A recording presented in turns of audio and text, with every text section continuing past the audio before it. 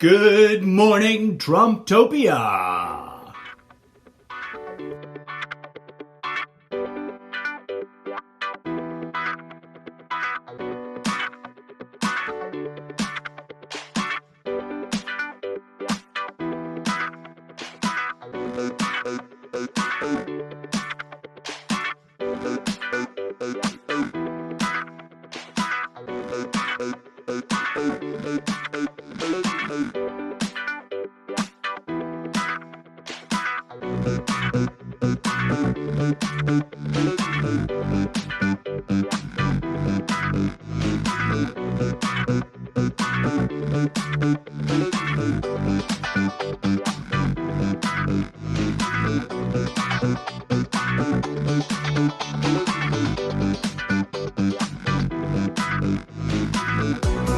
It's Sunday, December 6th, 2020.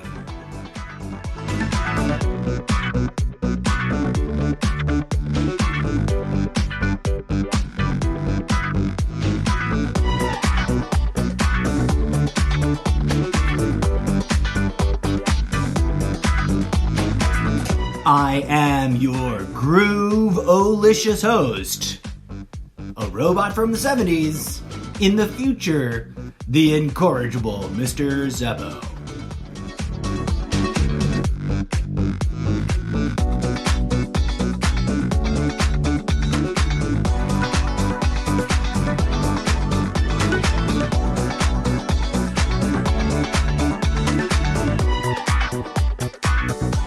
That's right, folks. In my parallel universe, we skipped right past the 70s and went straight into the late 80s and didn't have the 70s until the robots were born. So I'm from a Groove-olicious cybernetic future, stuck here in your post-disco non-robotic past, telling you what I think is up with your reality.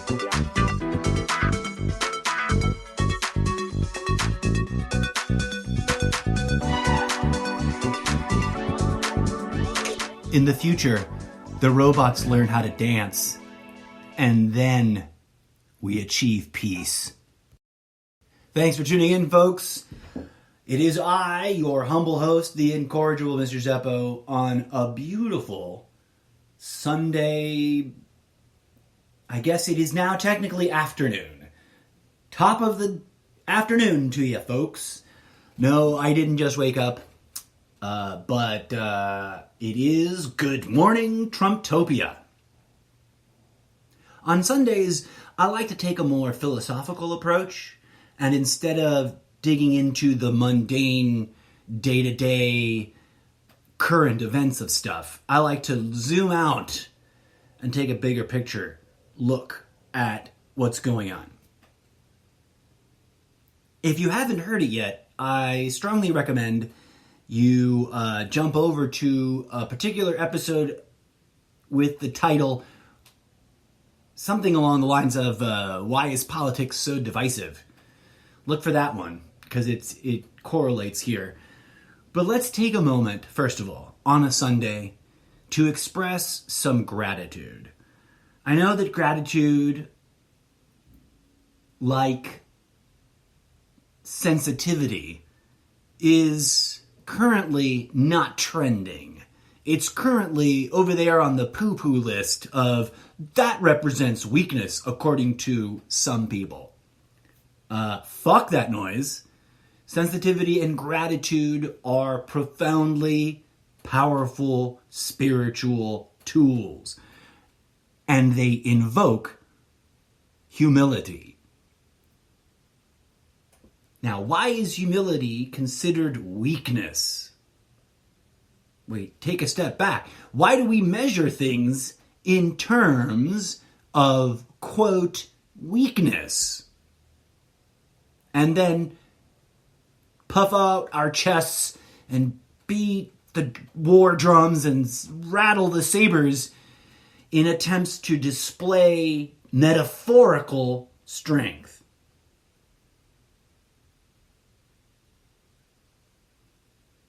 I don't know about you guys, but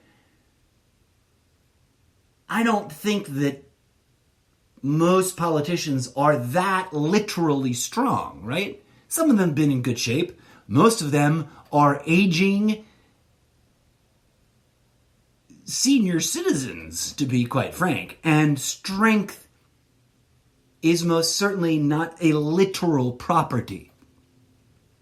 So why?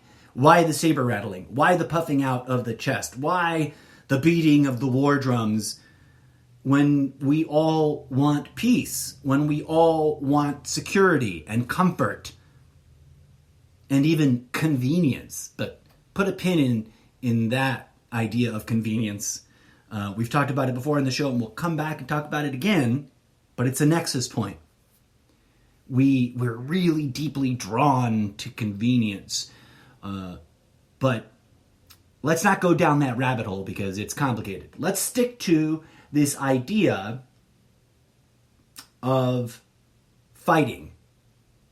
There's a great documentary from, I want to say the early aughts, which is my favorite word for the 0 years, from 2000 to 2009, or I guess 2010, because it isn't, well, technically not until 2013 do we get into the teens in terms of the way the language works. But I digress. There's a great documentary. I can't remember any of the names involved in it creatively, but I'm fairly certain the title is Why We Fight. And that explores a lot of the practical, logistical, and dare I put it in these terms, mundane causality. The military-industrial complex and the profiteering on constant physical conflict. And it's easy to get caught up in that. It's easy to get so, not satirical, cynical about that. It's easy to get so cynical about that you even stop caring about the military-industrial complex.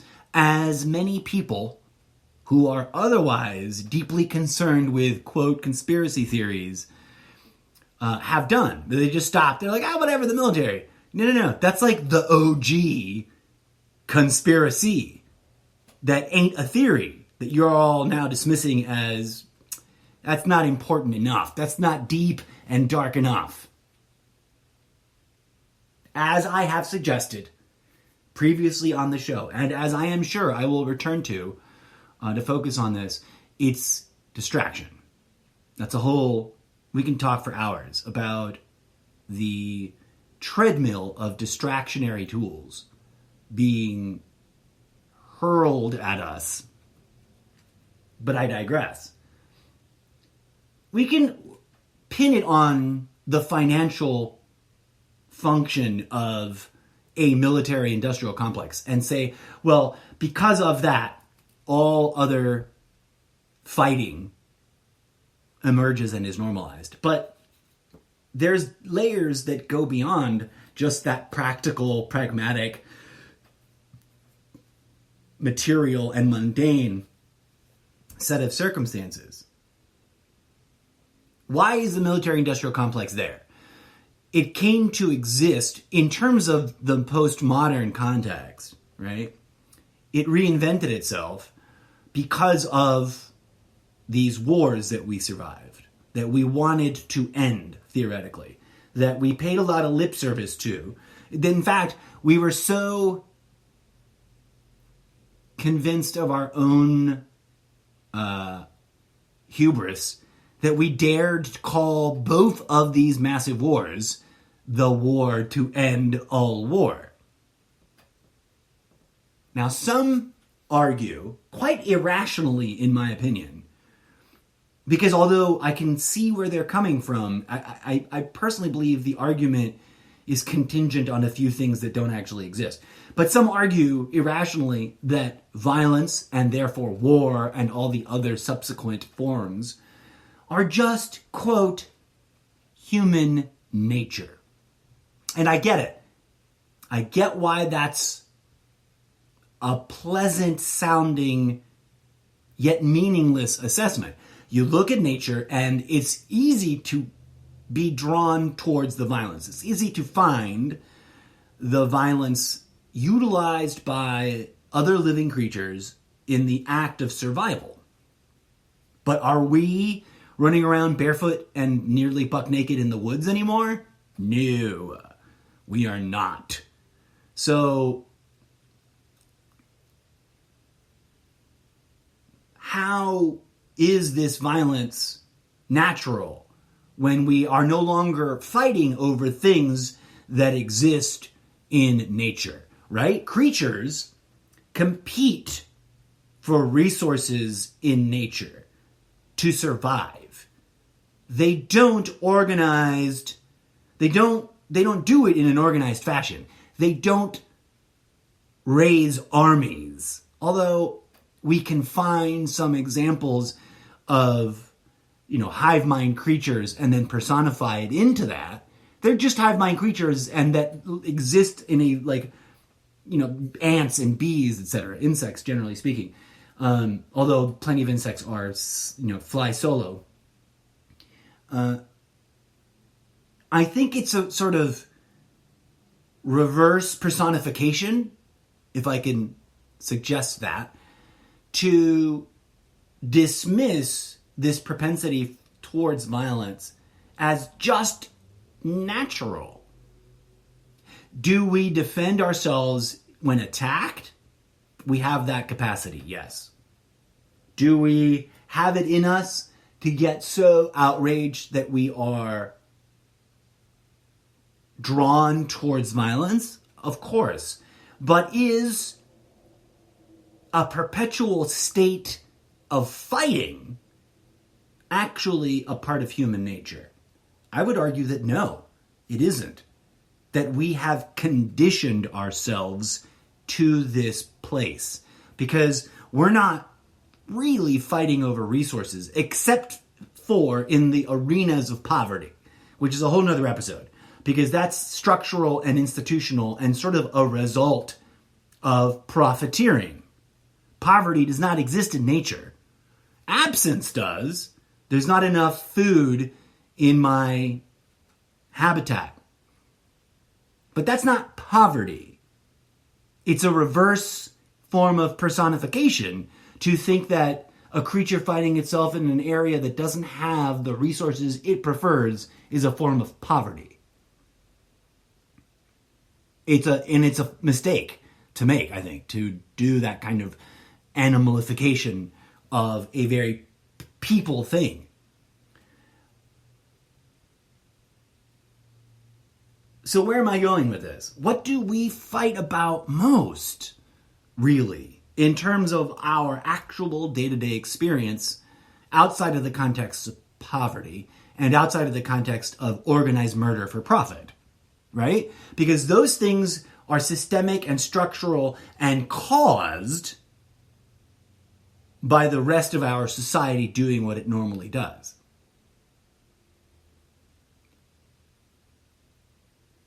Let's zoom back in just a little bit and look at what's going on in Trumptopia. What's going on? Half of America wants it to be Trumptopia, right? That's what MAGA means. Make America Trumptopia. And by Trumptopia, I mean an American empire. Can you imagine that?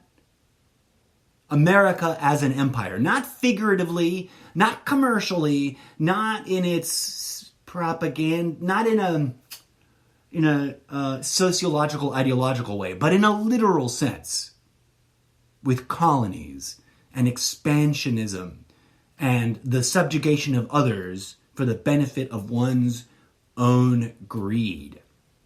That's what the entire MAGA ideological construct is actually pushing the pendulum towards. Now, it is a pendulum and it has its limits, right? A pendulum is attached to a fixed point. You can only push it so far until you drop it. And then it must swing. It is in that constant swinging motion, which I've talked about in past episodes. So dig around for it to get sort of a better, clearer idea of what I mean. But it's in that swinging back and forth that we can identify extremes. Extremes in what? Extremes in ideology. And that's what we fight about. Americans are currently preoccupied with fighting against their own fellow Americans over clashing ideological models that define how to be an American. And if we allow ourselves to stay on that treadmill, we will never, ever resolve any of the problems that we face.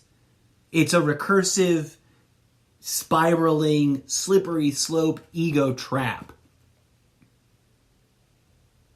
We have evolved to a point where we needed to invent things to cling to and get irate about and hate each other over. It was not enough to despise each other over the objects that we own. It was not enough to want to destroy one another over the resources we have access to. We had to invent things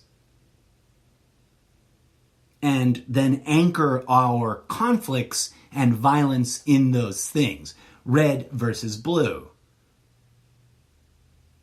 Religion versus religion. It's all abstracted out from the us versus them ideological construct. Take a moment to ponder that and enjoy this next bit of music. By the way, today's opening track by the mechanical DJ Zed was entitled Funky Jams Require Funkiness. That is a Disco House 101 remix track for your pleasure. This following bit of electronic danceable music is called SoCal Lounging. Couldn't pronounce that word for some reason. SoCal Lounging, as in lounging around in Southern California. Take it away, DJ Zed.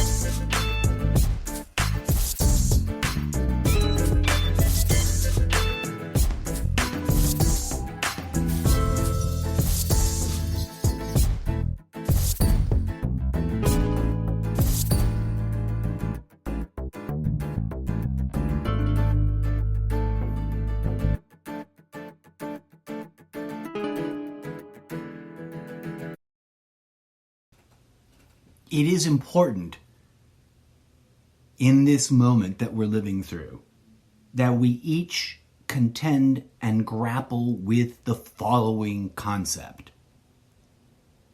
That which we call reality. This quote, and I use sarcastic bunny ear air quotes, this quote place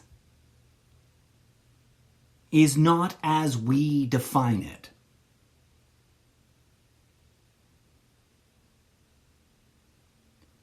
It is not what we describe in any of our ideology. For deeper insight into that, I strongly recommend you go dig up, there's an episode or two where I talk about flat Earth versus globe Earth as a wedge issue. Dig that up. But the bottom line is, for those of you who are just hungry to know where I'm going with it, is this is not a place. We exist inside a living being. Yes, it appears to us the way it appears to us. Rocks and dirt and oceans and sky and trees, etc., etc., etc., etc. And it is currently rather challenging for most people to conceptualize of this place as a living being. But I assure you, the evidence is there. Having made that statement, here's the thing we have to contend with. The universe doesn't give two fucks about the ideologies that we invent, cling to, subscribe to, pledge our allegiances to, get pissed off at each other about, and kill each other over. Let me say that again a little bit more succinctly. The universe, which is alive, doesn't give a fuck about politics. Politics and the wide range of associated ideological constructs do not exist in nature. The sun and the moon are not Republicans or Democrats. The galaxies and asteroids and black holes are not preoccupied with which ideological construct is most righteous. Only we are. And it's a mistake. As a recent, relatively new acquaintance, you know who you are, but all my references here of real life people that I know through social media are kept anonymous in order to comply with a certain EULA ingredient of the platform I work on. I can't troll people, and trolling requires you call them out by name, right? But someone I know, and I hope this isn't, I know that I flirt with this with this boundary, and I hope I don't get accused of trolling people, because it's not my intent. But a recent acquaintance that I'm still getting to know, that's someone that's very interestingly engaged in the things I post, but has a wildly different opinion. This individual posted something that I have long agreed with in the big picture sense, and then proceeded to sort of come to a radically different conclusion that I don't agree with, at least from the way I understood it. The opening statement of this compound post was that we are being tested. Life itself is a test. I totally agree. The thing we call reality is in and of itself, which I just described it as a living organism, right? And I've talked about on the show before how we ourselves, our own bodies, are platforms for life that are not us. If you don't believe me, look it up. It's a scientific fact. And you can go and do the research and confirm it for yourself. We are hosts to beings that live, fight, and die, and give birth inside of our bodies. And probably, if we could tune into their frequency of consciousness, have wild and bizarre ideas about what's going on, right? I think I put it in this way. We are like bacteria somewhere in the gut arguing about the shape and form of the intestinal tract, while radically disregarding the sentient self-awareness of the larger being.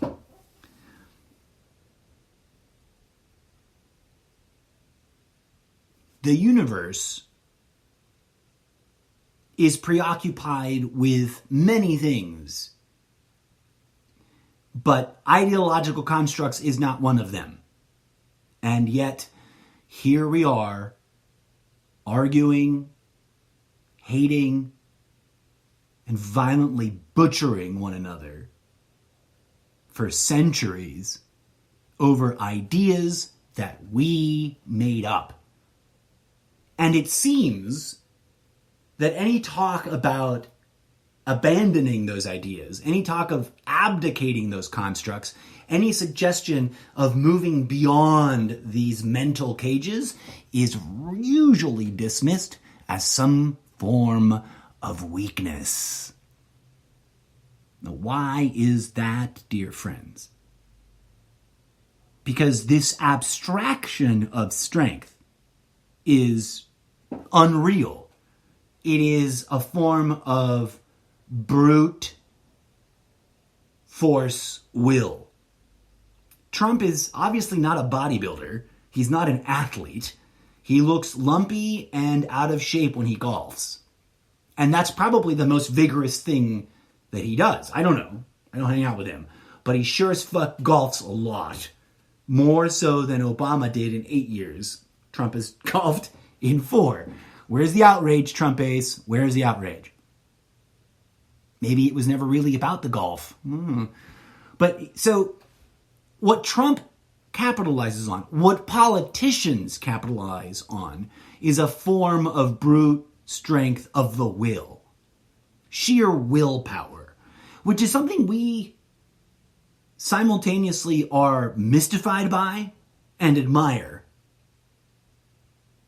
which is a bit of a tragedy. We're mystified by it, by strength of will, because we don't know where it comes from and we don't know how to have it if we feel that we don't. It's like confidence.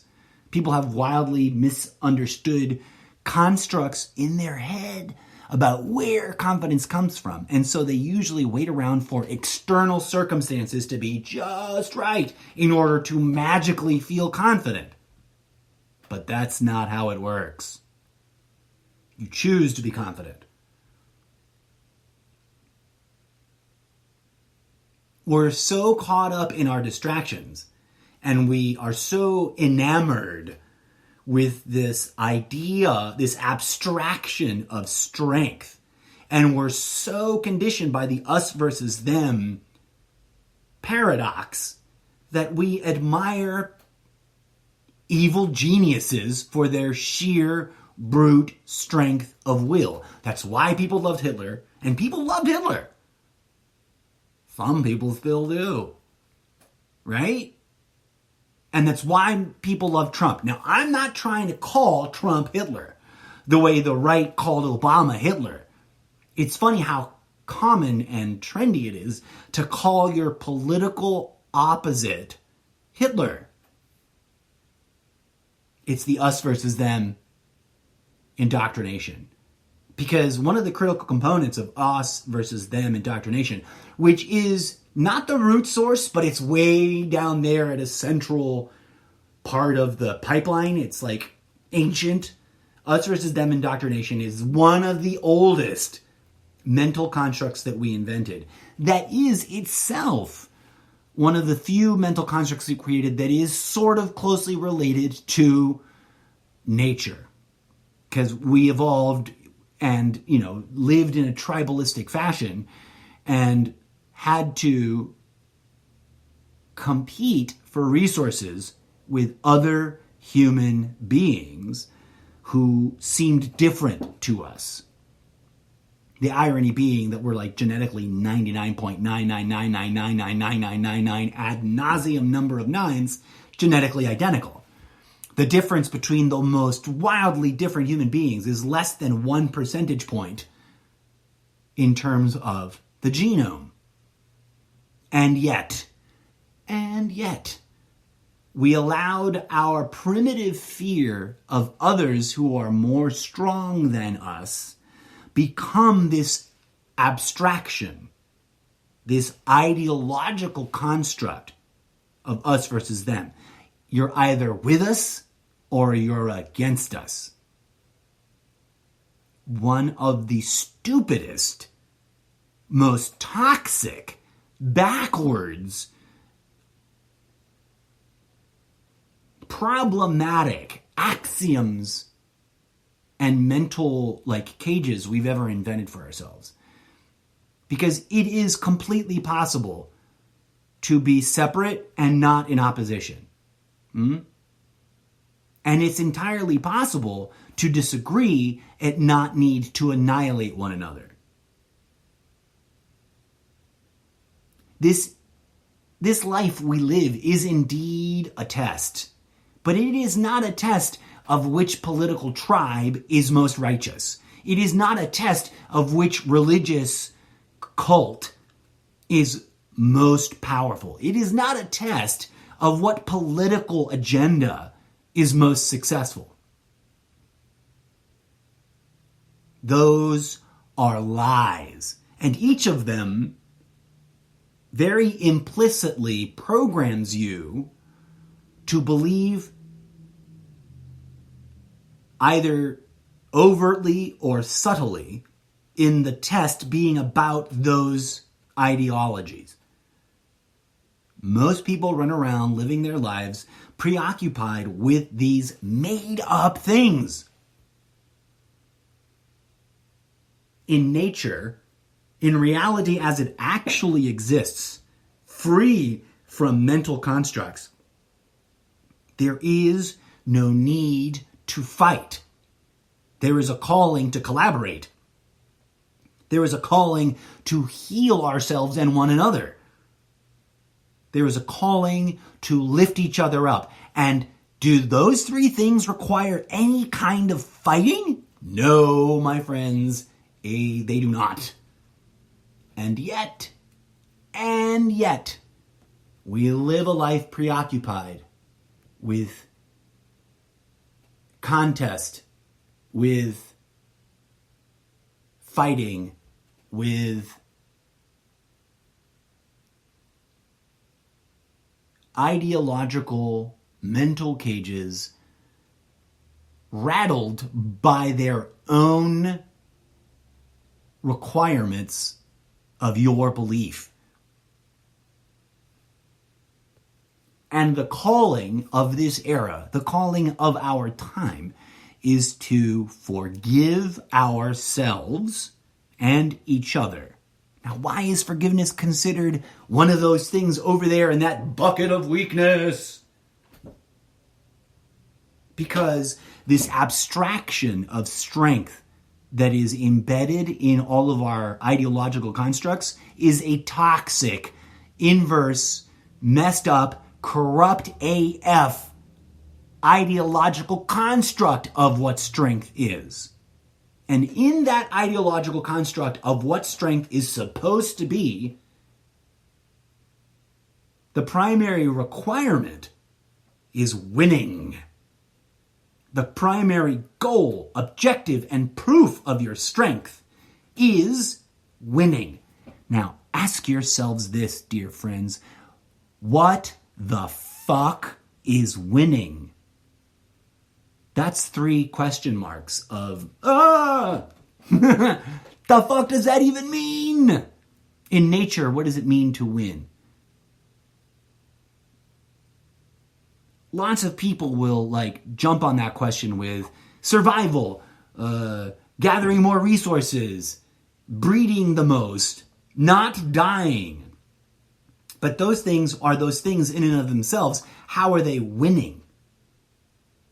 Winning is a fucked up toxic mental construct that we all inherently been programmed with and hardly ever question. Why must we win? What are we trying to win? Who's judging who the winner is? And why don't we ever talk about how winning necessitates losing? Take a moment with that idea. Come full circle to the construct of poverty. Poverty is a direct result of someone else winning. And you can't measure it on an individual, direct person-to-person basis. It is systemic and cumulative. The more one group of people or endeavors wins, the more other groups of people suffer through losing. Not required by nature. The only things required by nature of us in this life are being born, eating, breathing, drinking, shitting, pissing, fucking, and dying. Everything else is optional. Change my mind about that one. What else is truly, actually, explicitly required by reality itself as it is, as it exists, as it functions, without the mental, ideological constructs we've been conditioned to think through, to see through, to filter reality through. We can have a very long episode about that question in and of itself, but let's just take it as answered, right? Very few things are truly required of us in life. Everything else is free will. Through the use of our free will, we have created a ridiculous, toxic, spiritually disjointed, metaphysically self-destructive set of paradigms that we take as the norm. Remember, folks, right now we're starved for that norm that we remember from before Trump announced he wanted to be temporary king. And that norm we have during this Trumptopian era, we have romanticized that norm. We miss it. And what happens to the heart? When it is separated from a thing, it grows fonder. And yet, that norm was fucked up. That norm was toxic as shit. That norm gave birth to Trumptopia. So let us not fall back into that norm. Let us pause a moment this holiday season. We just celebrated a day of giving thanks. And we're about to celebrate the birth of a Messiah no one truly even adheres to anymore. That's a broad statement. Plenty of people believe themselves to be true, passionate believers of that Messiah. And that's an interesting mental choice. But very few people actually, truly, deeply comprehend the spiritual practices and live them. And I'm not claiming to be one of them. I just understand the distinction being made. As we move into this holiday season, which is marked, by the way, fun little bit of news before we wrap up the show, apparently this is the first time in over 800 years that, Mars and Jupiter, I believe, two of the largest planets in our solar system, which we can barely see with the naked eye, will visually converge because of the spiraling rotation of all of the orbits around the sun. They will appear to converge and be less than a 1 degree apart from one another, and will therefore sparkle in reflecting the sunlight from our central sun a little brighter than usual. And if you don't know what I'm talking about, it is the astronomical phenomena, the factual, measurable, verifiable phenomena that has been repeated throughout history that many people think nowadays is what was observed in the Middle East that we reference as the Nativity Star or the Christmas Star or, the holy star that guided the wise men to find the chosen one. What a weird year it's been. Now, obviously, that didn't happen 800 years ago. So this thing happens more often than we get enlightened beings born on the planet. Or maybe it happens the other way around, that these things coalesce and happen anyways, and we just haven't acknowledged an enlightened being recently. Who knows? But it's a fun little curious factoid as we approach this holiday season and we come to the conclusion of what everyone has to agree is the most ridiculous year in living history.